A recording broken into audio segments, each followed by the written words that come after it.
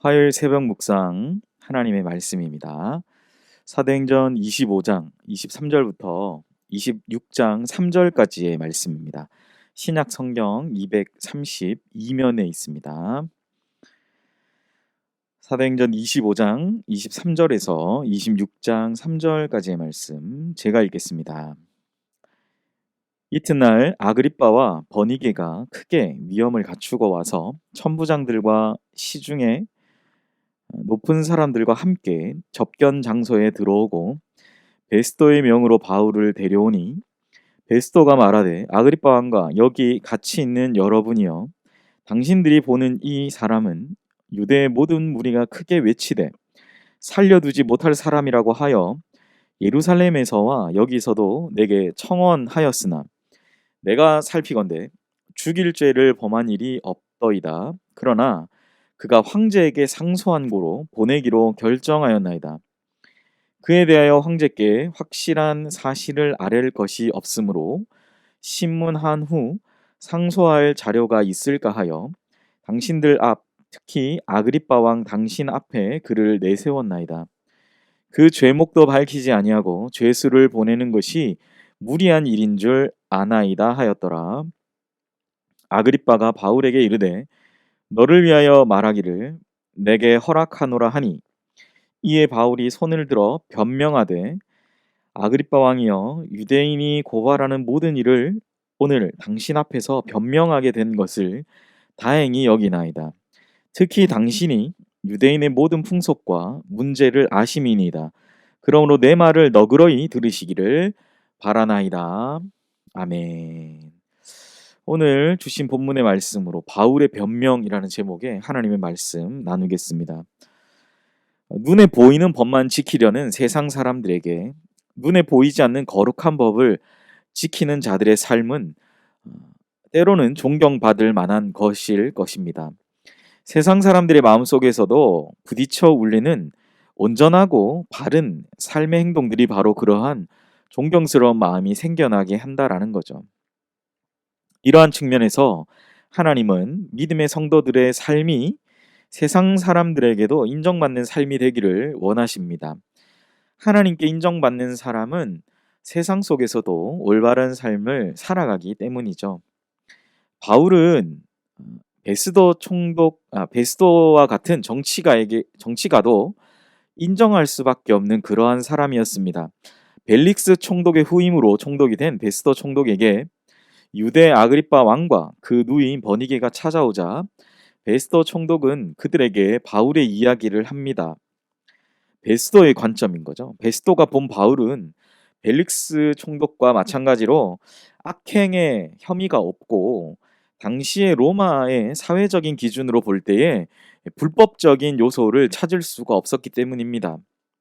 베스도는 바울의 신앙과 그가 가졌던 본성적인 어떤 인격에 대해서 분명하고도 또 확실하게 그는 보고 있는 것이죠.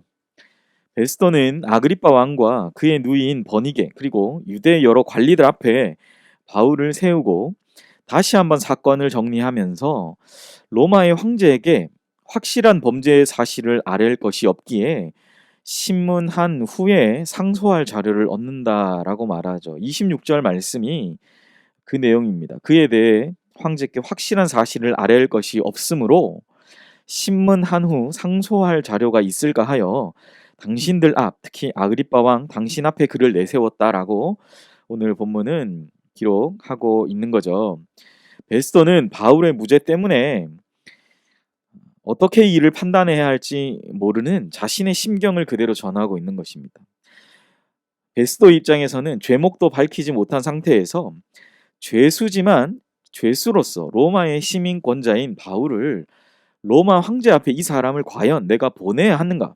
로마 황제 앞으로 그들 보내야 하는지에 대한 자신의 처지를 호소하고 있는 것이죠. 바울 한 명의 복음에 충실한 그리고 세상 사람들이 볼 때에도 부족함이 없는 삶을 살았던 죄가 없는 삶이죠. 세상 사람들이 볼 때도 그에게 죄가 없다라고 말하는 그러한 모습을 통해서 베스도도 이 바울 하나 어찌하지 못해서 정말 어찌해야 될 바 모르는 그러한 모습들을 보이게 됩니다. 사랑하는 여러분, 바울과 같이 진리 안에서 행하는 자를 세상이 감당하지 못한다라고 성경은 기록하죠. 히브리서 11장 38절이 그렇게 말합니다. 이런 사람은 세상이 감당하지 못하느니라. 그들이 광야와 산과 동굴과 토굴에 유리하였느니라 라고 말이죠. 진리 안에서 사는 사람은 오히려 세상이 그를 정의롭게 판단하고 세상이 오히려 그를 보호하는 기이한 현상을 보여주고 있는 것이죠.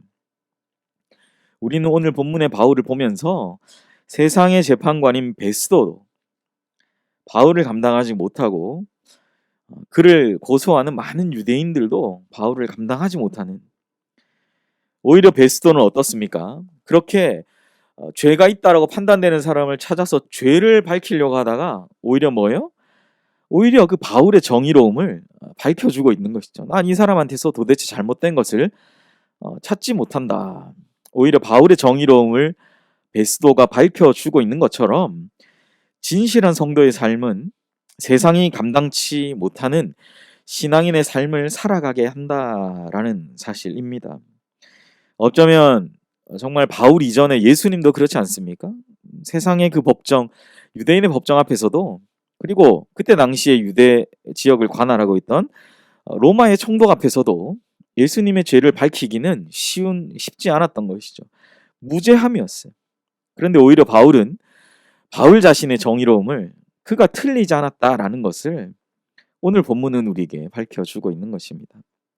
이러한 본문적인 맥락을 가지고 바울은 드디어 26장부터 아그리빠 왕 앞에서 자신에 대한 이 변호, 오늘 본문에는 변명이라고 되어 있죠. 이 바울의 변명이 이제 시작되는 거예요. 우리가 흔히 변명이라 그러면 어떤 상황을 모면하기 위한 어떤 얄팍한 어떤 그런 새치혀의 얄팍함으로 생각하지만 오늘 바울의 변명은 그러한 것이 아닙니다. 오늘 바울의 변명은 실제로 자신이 만난 주님과 또 자신에게 역사하신 주님을 통해 이 베스도, 그 앞서선 벨릭스, 그리고 베스도, 그리고 아그리빠 왕 앞에서 많은 유대인들의 그 관원 앞에서 그는 복음을 전하는, 그러니까 이 바울의 변명은 바로 자신을 변호하면서 아울러 복음을 증거하는 삶을 그는 그대로 사도행전 곳곳에서 나타나는 그 모습 그대로 바울은 사도행전이 이제 28장에서 끝나는데 여기서도 똑같이 자기 자신에 대해서 그리고 복음에 대해서 그는 증거하고 있는 것이죠.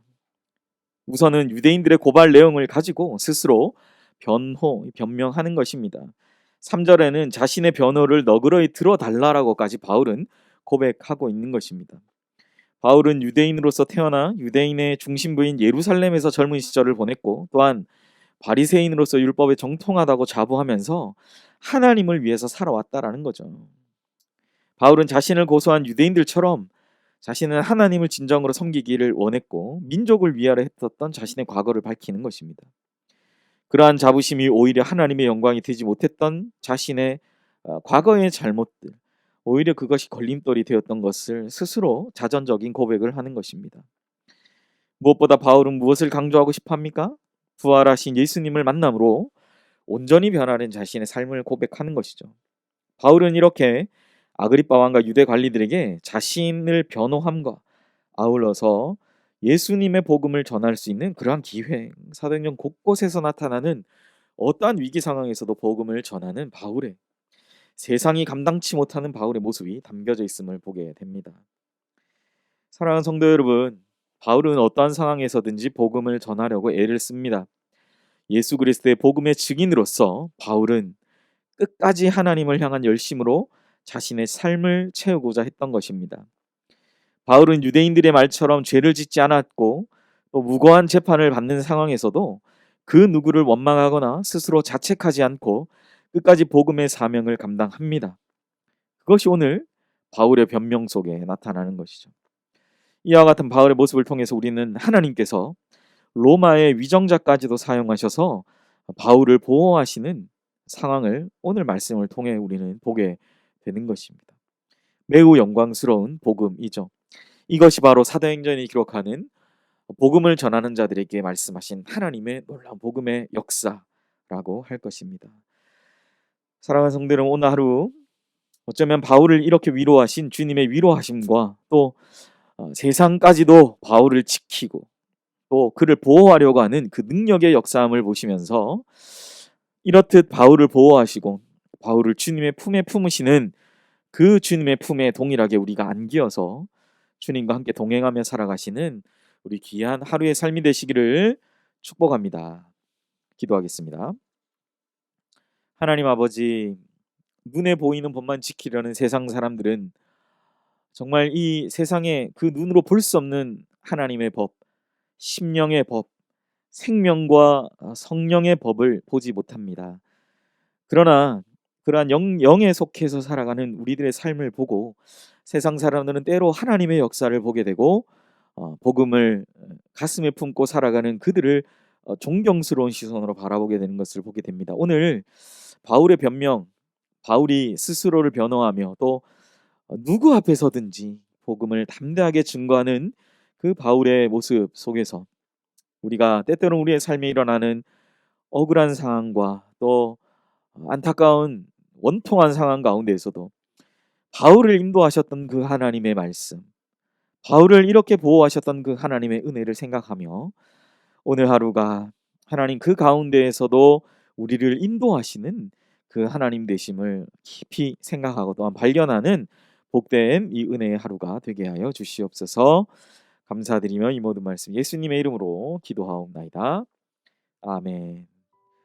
오늘 우리 함께 기도하실 때 먼저 말씀을 생각하시면서 억울함 속에서도 하나님의 인도하심과 보호하심 속에 위로함과 힘을 얻는 소망의 하루가 되게 하소서 기도하시고, 두 번째 우리 새로 부임하신 우리 박재현 담임 목사님께 하나님의 은혜와 능력이 충만하여서 우리 귀한 연희교회를 잘 이끌어 가실 수 있도록 우리 목사님을 위해서 기도해 주시기 바랍니다. 세 번째 우리 코로나19의 조속적 종식과 교회와 모든 성도의 안전을 위해서 기도하시며, 네 번째 우리 파송 선교사님, 우리 최종골 지영준 선교사님의 사역과 가정을 위해서 기도해 주시고, 마지막으로 환우를 위해 기도하실 때 혈액암으로 계속 고생하시는 가운데 있는 김명순 권사님, 많이 좋아지시는 가운데 있는데 더욱더 좋아지시고 또 코로나 상황 가운데서도 또 온전한 치유 회복 가운데에서 귀한 성도의 삶, 신앙의 삶 잘 해나가실 수 있도록 우리 김명순 권사님 위해서 기도해 주시기를 바랍니다.